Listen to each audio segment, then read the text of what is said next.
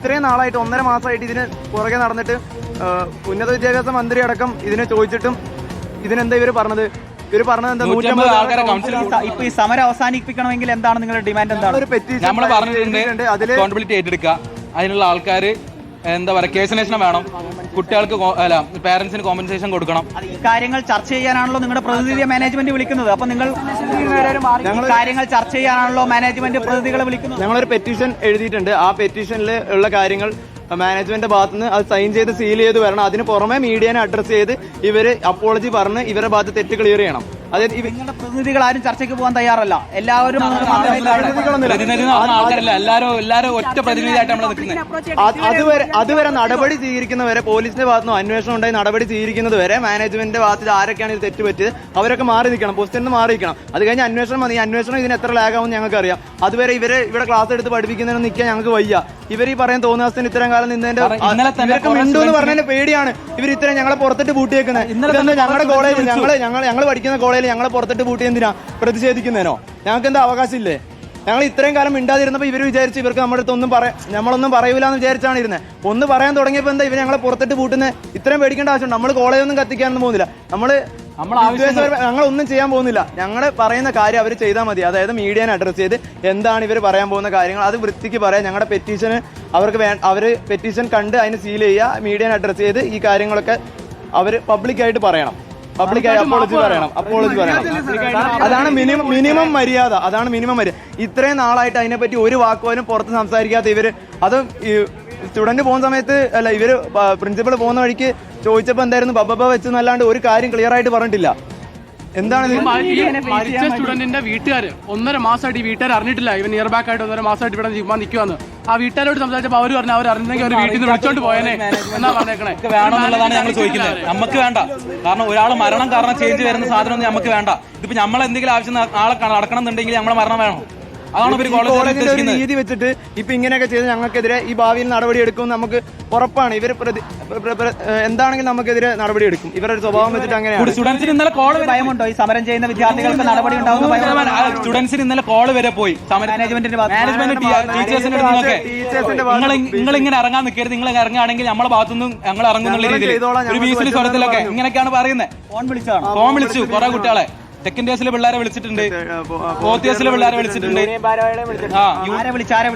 വിളിച്ച ആൾക്കാരാടാ മാനേജ്മെന്റ് ആണോ വിളിച്ചത്? പ്രിൻസിപ്പൾ അല്ല, സാറുമാരെ വരെ വിളിക്കുന്നുണ്ട്. കാരണം ഇവർക്ക് ഒതുക്കി തീർക്കാനുള്ള മൈൻഡാ. റൂമിൽ കയറിയുള്ള ചർച്ചയ്ക്ക് പ്രതിനിധികൾ തയ്യാറാവാത്തത് കഴിഞ്ഞ റൂമിൽ കയറിയിരുന്നുള്ള ചർച്ചയുടെ തീരുമാനങ്ങൾ അടുത്ത കൗൺസിൽ മീറ്റിംഗ് കൂടി തീരുമാനമാക്കാമെന്നാണ് പറഞ്ഞത്. അതിൽ പല തീരുമാനങ്ങളും ഒറ്റ ദിവസം രാത്രി കൊണ്ട് ഇന്നത്തെ സമരം തല്ലിക്കെടുത്താൻ വേണ്ടിയിട്ട് ഇന്നലെ രാത്രി തന്നെ ഇൻസ്റ്റാഗ്രാമിൽ കൂടെ പോസ്റ്റിട്ടാണ് കാര്യങ്ങൾ അറിയിച്ചത്. ഇത്ര അപക്വമായ നിലപാടിനെതിരെ നമ്മുടെ ഡിമാൻഡുകൾ വളരെ കൃത്യമാണ്. അക്കൗണ്ടബിലിറ്റി ഏറ്റെടുക്കുന്നതുവരെ അധികാരികൾ മാറി വയ്ക്കുക, അതേപോലെ തന്നെ കേസ് അന്വേഷണം വേഗത്തിലാക്കുക, കുടുംബത്തിന് നഷ്ടപരിഹാരം നൽകുക. കഴിഞ്ഞ മീറ്റിംഗിൽ അടുത്ത മീറ്റിംഗ് കൂടി തീരുമാനിക്കാമെന്ന് പറഞ്ഞ മുഖ്യമായ കാര്യങ്ങൾ പോലും ഒറ്റ രാത്രി കൊണ്ട് അവർ തീരുമാനമാക്കിയിട്ടുള്ളത്. മുറി കീഴിലുള്ള സംസ്ഥാനങ്ങൾക്ക് ഞങ്ങൾക്ക് വിശ്വാസം പോയി. ഇനി മീഡിയയുടെ മുമ്പിൽ നമ്മുടെ കയ്യിൽ ഒരു പബ്ലിക് ഡിമാൻഡ് ഉണ്ട്, ഒരു ഓൺ ദ പേപ്പർ കാര്യങ്ങളുണ്ട്. അത് അവർ സ്വീകരിക്കുക, മീഡിയനെ അവർ അഡ്രസ് ചെയ്യുക. നമുക്ക് പറയാനുള്ള കാര്യങ്ങൾ വൈറ്റ് പേപ്പറിലാക്കി നമ്മൾ കൊടുക്കും. ഈ റൂമിൽ കയറുന്നുള്ള ചർച്ചയൊന്നുമില്ല. റൂമിൽ കയറിയാൽ ബ്രെയിൻ വാഷിങ്ങും അതേപോലെ തന്നെ റൊമാൻറ്റിസൈസിങ്ങും ആണ് നടക്കുന്നത്. അതിനില്ല. ഇനി മീഡിയ നമ്മൾ പറയാനുള്ള കാര്യങ്ങൾ പറഞ്ഞു കഴിഞ്ഞു. ഇനിയും കൂടുതൽ ക്ലാരിറ്റി വേണമെങ്കിൽ വൈറ്റ് പേപ്പറിലാക്കി നമ്മൾ കൊടുക്കും. മീഡിയനെ അഡ്രസ് ചെയ്യുക. ഇതാണ് നമുക്ക് പറയാനുള്ളത്.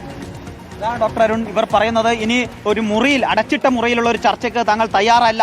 പരസ്യമായി ഈ വിദ്യാർത്ഥികളെ അഭിമുഖീകരിക്കാൻ കോളേജ് മാനേജ്മെന്റ് തയ്യാറാവണം.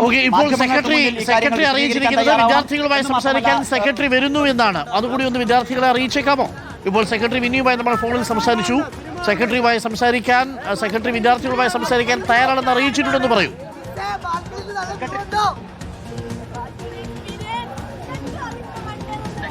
വിദ്യാർത്ഥികളുമായി സംസാരിക്കാൻ തയ്യാറാണ്, ഇങ്ങോട്ട് വരുന്നുണ്ട് എന്നതാണ് ഇപ്പോൾ അറിയിക്കുന്നത്. എല്ലാവരോടും സംസാരിക്കട്ടെ, എല്ലാവരോടും കൂടി സംസാരിക്കട്ടെ. എല്ലാവരോടും കൂടിയിട്ട് സംസാരിച്ചാൽ മതി. അല്ലാണ്ട് ഒരാൾ 5 പേരോട് മാത്രം റൂമിൽ കയറിയിട്ടുള്ള സംസാരം വേണ്ട. സംസാരിച്ചാൽ നിങ്ങൾക്ക് സമരം അവസാനിപ്പിക്കാം. ആവശ്യങ്ങൾ മൊത്തം അംഗീകരിക്കാം. അന്വേഷണം നടക്കുന്നവരെ അധികാരികളും ഇതിൽ നിന്ന് മാറിയിരിക്കണം. അന്വേഷണം തീരുന്നവരെ അധികാരികൾ മാറിയിരിക്കുക, കുടുംബത്തിന് കൃത്യമായ നഷ്ടപരിഹാര തുക കൊടുക്കുക. നമ്മൾ പറഞ്ഞ കാര്യങ്ങൾ കഴിഞ്ഞ മീറ്റിംഗ് കൂടി തീരുമാനിച്ചത് അടുത്ത മീറ്റിംഗ് കൂടുന്നത് വരെ ഒഫീഷ്യൽ തീരുമാനം ഉണ്ടാവില്ല എന്ന് പറയാം. ഒറ്റ കാര്യങ്ങൾ ഒറ്റ രാത്രിയോട് തീരുമാനമായി. ഇതിനെതിരെയും അതേപോലെ തന്നെ കുടുംബത്തിന് നഷ്ടപരിഹാര തുക ഇങ്ങനെയുള്ള കാര്യങ്ങളൊക്കെ അംഗീകരിക്കുക.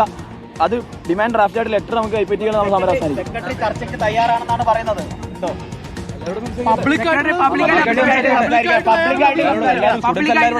സ്റ്റുഡൻസ് എല്ലാവരും കേൾക്കാൻ തയ്യാറാണ്. സെക്രട്ടറി അടുത്ത് ഇതേ കൊടുക്കാനുള്ളൂ, ഇങ്ങോട്ട് വരാൻ പറ. അപ്പൊ അതാണ് ഡോക്ടർ അരുൺ ഇവർ പറയുന്നത്. ഇനി മാനേജ്മെന്റിന്റെ കയ്യിലാണ് വിദ്യാർത്ഥികളുടെ മനസ്സിലായി റാംഷ. ഇനി മാനേജ്മെന്റ് വന്ന് സംസാരിക്കും. പക്ഷേ ഇവർ എങ്ങനെ സംസാരിക്കും? ഗേറ്റ് എന്താ തുറന്നു കൊടുക്കാത്തത്? ആ ഗേറ്റ് തുറന്നു കൊടുത്താൽ ആ പോർട്ടിക്കോയിലെ കുട്ടികൾ മഴ നനയാതിരിക്കൂലേ? ഇവരുടെ സ്വന്തം വിദ്യാർത്ഥികളല്ലേ, ഫീസ് കൊടുത്ത് പഠിക്കുന്ന വിദ്യാർത്ഥികളല്ലേ? ഇവിടെ ഈ ഫീസ് കൊടുത്ത് പഠിക്കുന്ന വിദ്യാർത്ഥികൾ എന്തിനാണെങ്കിലും ഗേറ്റിന് പുറത്ത് പൂട്ടിയിട്ടിരിക്കുന്നത്? ഈ ക്യാമ്പസിൽ അവർ വന്നോട്ടെ, അവരിപ്പോൾ സമരം ചെയ്യാൻ വേണ്ടി അവിടെ ഇരിക്കുമെന്നല്ലേ ഉള്ളൂ. അവരൊന്നും നശിപ്പിക്കാനൊന്നും പോകുന്നില്ലല്ലോ. അതൊന്ന് തുറന്നു കൊടുത്താൽ അവർ വിദ്യാർത്ഥികളുമായിട്ട് അവിടെ ആ സിറ്റ് ഔട്ടിൽ വെച്ച് സംസാരിച്ചൂടെ?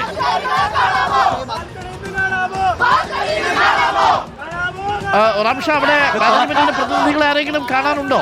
ആ ഗേറ്റ് ആദ്യം തുറന്നു കൊടുക്കൂ, എന്നിട്ട് ചർച്ചയ്ക്ക് തയ്യാറാവണോ എന്ന് ചോദിക്കൂ. ഇപ്പോൾ ഗേറ്റിന് പുറത്ത് വിദ്യാർത്ഥികളും ഗേറ്റിനുള്ളിൽ കെട്ടിടത്തിനുള്ളിൽ മാനേജ്മെന്റും എന്ന അവസ്ഥയിലാണ്. ഈ വിദ്യാർത്ഥികൾ പറയുന്ന കാര്യങ്ങൾ അവരുമായി സംസാരിച്ച് ഒരു സമന്വയത്തിലെത്തുക എന്നതല്ലേ? കാരണം അവരുടെ പ്രിയപ്പെട്ട ഒരു വിദ്യാർത്ഥിയെ നഷ്ടപ്പെട്ടതിൻ്റെ വിഷമത്തിലിരിക്കുകയാണ്.